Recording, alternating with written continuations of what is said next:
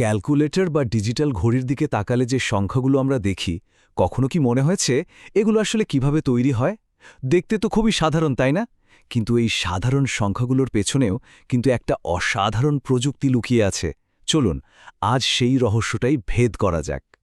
হ্যাঁ, প্রশ্নটা খুবই সহজ। এই স্ক্রিনগুলো কিভাবে যেন শূন্য থেকে সংখ্যা তৈরি করে ফেলে। কিন্তু এর উত্তরটা সত্যি বলতে বেশ ইন্টারেস্টিং। আমরা তো রোজই এগুলো ব্যবহার করি, তাই না? আসুন আজের ভেতরের গল্পটা একটু জেনে নিই। তো এই রহস্যটা সমাধান করতে গেলে আমাদের শুরু করতে হবে একদম ঘোরা থেকে। আর মজার ব্যাপার হলো এর মূল ভিত্তিটা কিন্তু আমাদের সবারই খুব পরিচিত একটা আকার বা শেপ। এই যে দেখুন, স্ক্রিনে একটা আর্ট দেখা যাচ্ছে। খেয়াল করলে দেখবেন এটা আসলে 7টা আলাদা আলাদা অংশ বা সেগমেন্ট দিয়ে তৈরি। আমরা এগুলোকে এ থেকে জি পর্যন্ত নাম দিয়েছি। আর আসল জাদুটা হলো স্ক্রিনের প্রত্যেকটা সংখ্যা, মানে 0 থেকে 9 পর্যন্ত সবগুলোই এই 7টা সেগমেন্টের কোনো না কোনো কম্বিনেশনে তৈরি হয়।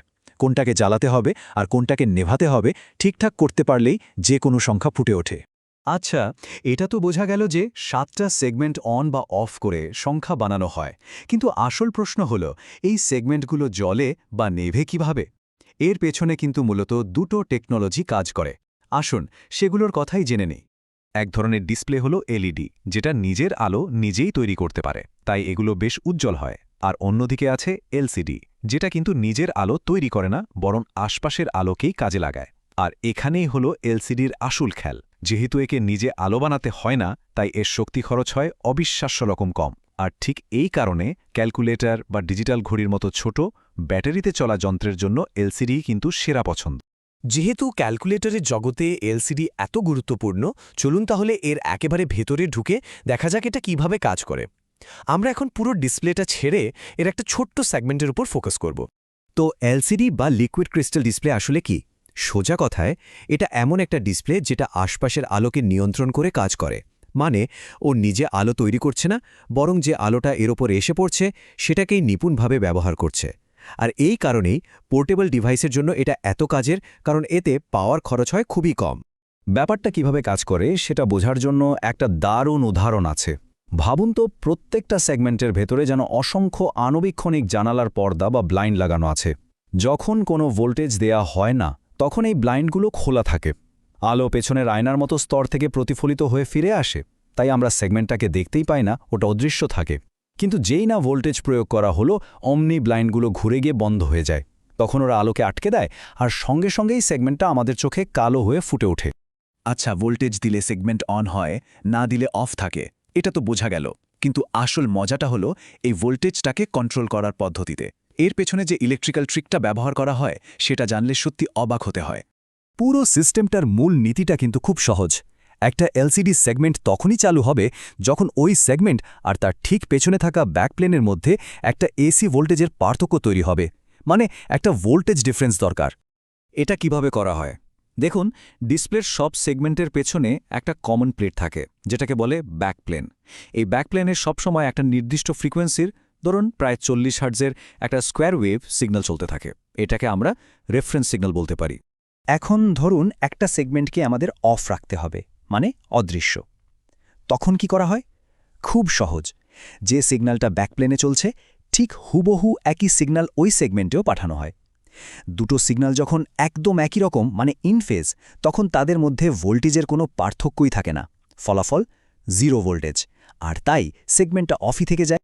কিন্তু সেগমেন্টটাকে যখন অন করতে হবে, তখনই আসল চালাকিটা করা হয়।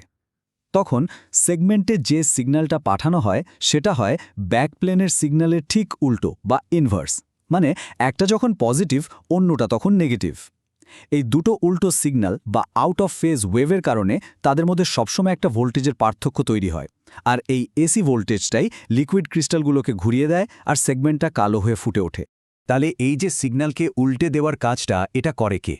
এই কাজটা করার জন্য একটা ছোট্ট ইলেকট্রনিক সুইচ আছে, যার নাম হলো XOR গেট। এটাকে বলতে পারেন প্রত্যেকটা সেগমেন্টের ডিসিশন মেকার। যখনই এই গেটটা একটা হাই কন্ট্রোল সিগন্যাল পায়, ওর সঙ্গে সঙ্গে ওয়েভটাকে উল্টে দেয় আর সেগমেন্টটা অন হয়ে যায়। বেশ, তাহলে আমরা একটা সেগমেন্ট কিভাবে অন বা অফ হয় সেটা তো বুঝলাম। এবার চলুন আবার একটু জুম আউট করি, দেখি এই একই কৌশল ব্যবহার করে কিভাবে পুরো 7টা সেগমেন্টকে একসাথে কন্ট্রোল করা হয়। পুরো ডিসপ্লেটার পেছনে একটা মস্তিষ্ক কাজ করে। এটা হলো একটা স্পেশাল চিপ, যার নাম BCD to 7 সেগমেন্ট ডিকোডার।